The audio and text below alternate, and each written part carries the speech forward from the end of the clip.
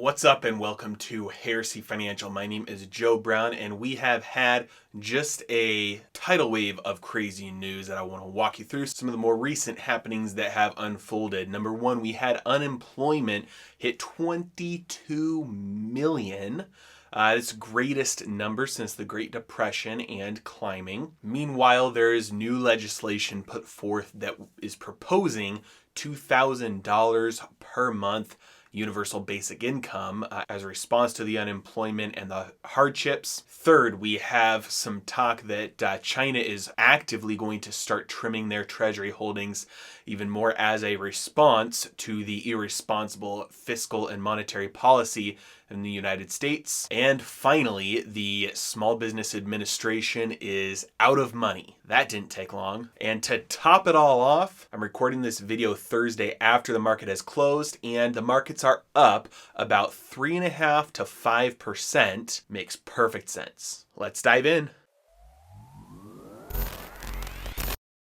Thanks again for tuning in, everybody. I've been trying to put out more frequent videos lately just because there's been so much happening that I want to help you guys stay on top of what's been going on and be able to analyze it through the eyes of somebody who is not employed by the mainstream media or the United States government. They're basically the same exact thing. And so I want to give you guys some perspective on anything that might be happening or, news that's coming out just so you can have a lens to be able to interpret it in a logical way. Now, like I said, I'm recording this video Thursday evening, and just due to the time that it takes to do the editing and the rendering and then the uploading to YouTube, I'll usually be able to post these videos the next day. And so it's Friday now that you guys are watching this, and so who knows what has happened in the meantime here, but right now my turnaround time is about 12 hours, and so I apologize for anything that's out of date or no longer relevant with the speed that everything is coming out. As the channel grows, though, I'll be able to cut that time down and outsource some of the editing and things like that, so I'll be able to get the content loaded up quicker for you. And yes, that is a shameless plug, me asking you to like and subscribe to help grow the channel. Now, the most recent thing that happened was the new jobless claims and unemployment insurance claims numbers came out, and we're sitting at a total of 22 million right now. Now, there's two sides to this, two opposing views that both claim, one side claims that number is severely overstated, compared to the amount of true unemployment, and the other side says that number is actually understated. So the two arguments go like this. The first argument says that it's overstated because there are people that are able to apply for unemployment who are not actually unemployed. They didn't actually fully lose their job. Maybe they got their hours cut, which that's valid.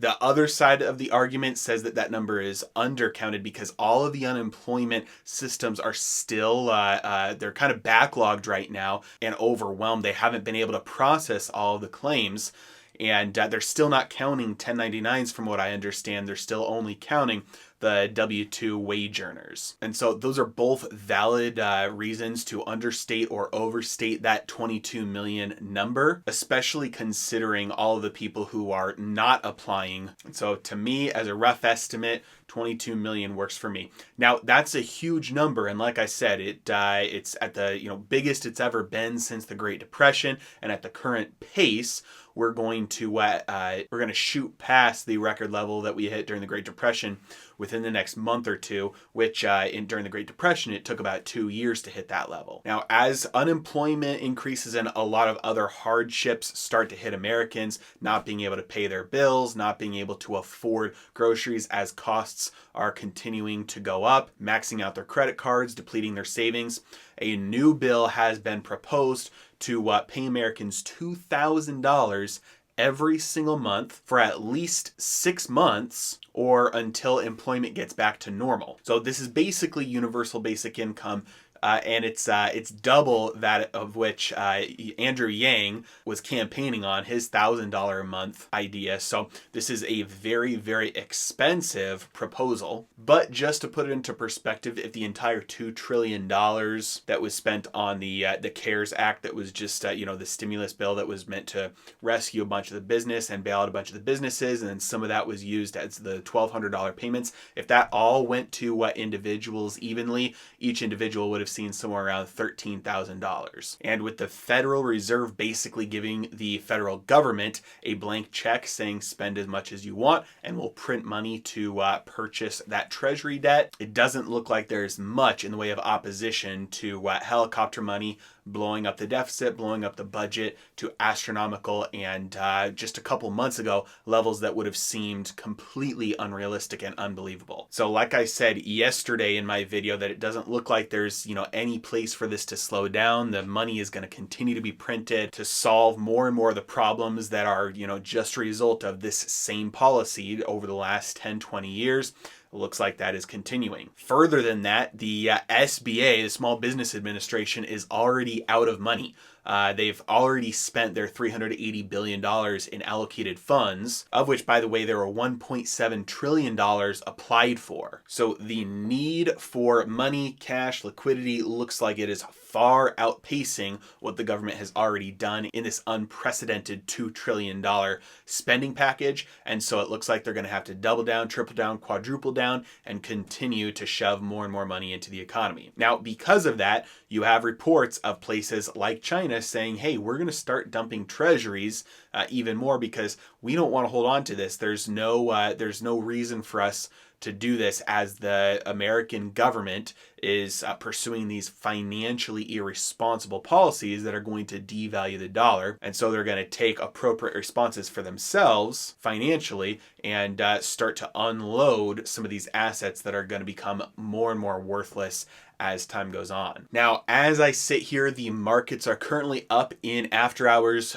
trading about 3 to 5%, which given what I've just talked about sounds absolutely crazy. And it's from the Gilead just announced that they had some positive results with their drug in testing it. The problem is though, when you read the release, when you read the notes, it says basically this is anecdotal. This isn't a large enough test to conclusively state anything in absolute terms. It's too early to tell right now whether it's actually effective. It was, I think, like 150, maybe 200 patients, and so nowhere near big enough to justify markets rallying and shrugging off 22 million Americans unemployed and out of work. But this is more and more of what I've been talking about, where you have the vast majority of people being bled dry from inflationary and monetary expansionary policies, and a small minority of people who are able to hold on to their assets throughout this time.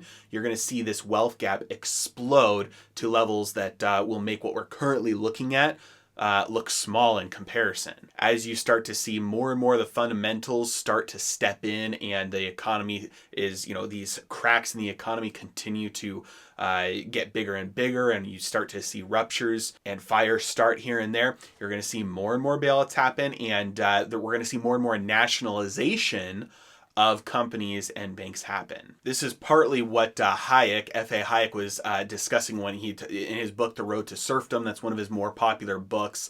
He's an old Austrian economist.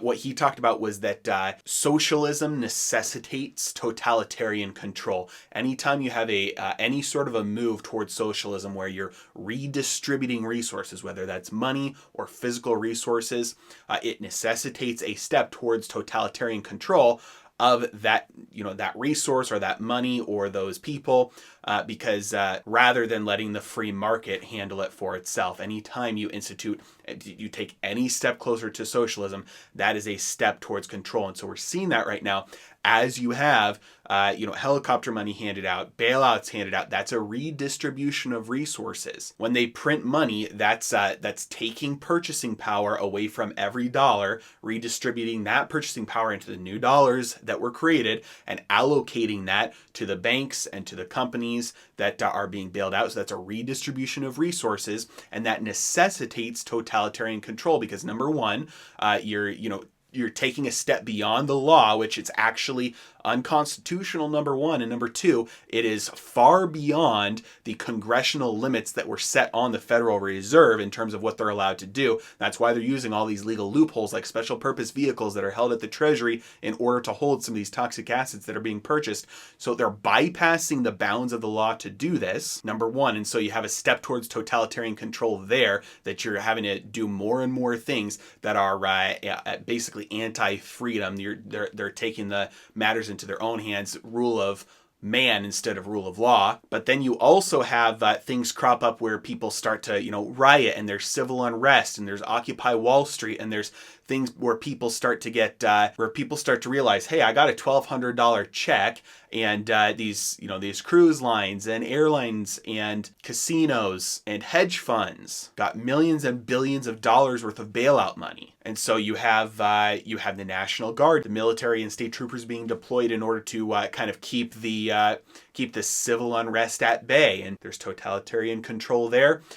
At the same time, you have the compromise where those institutions or companies that are bailed out, the rationalization or the justification for that is, hey, well, we're going to put new regulations on these companies so they can't do the same things that they did before that got them into this situation, which ultimately just makes them less competitive in the future because they don't have the freedom and the agility to do things in the free market, which causes them to be less profitable and more reliant on future bailouts and future needing of handouts. And so the whole thing is an absolute mess. It's an absolute catastrophe. And again, the only tool that the government has to deal with this is print. And so I don't buy any argument that says we need to be afraid of deflation right now, because individuals and households do not need to be afraid of deflation. When there's deleveraging and actual bankruptcies and real deflation, that's a net good for the individual and the customer. Things get cheaper. If GM or Ford goes bankrupt and they actually are allowed to collapse, well, all of a sudden you have a ton of free cars that are thrown onto the market at fire sale prices. Customers benefit from that. Bankruptcies go through restructuring, and a lot of times the employees are preserved and the assets are preserved. When these companies are bought out by new owners, they put new competent management and leadership in place. And so the free market has much better tools in existence to deal with malinvestment and to deal with these things that are much more healthy long-term for everybody except for government control. Deflation is the biggest nightmare of the Fed and the United States government. And so they will do anything in their power to prevent that, which is bad for us, good for them. And the sad part is they do have unlimited ammunition to be able to do this. They can print as much money as they want. That's all for today. I really appreciate you guys. Thank you for watching. Have a great day.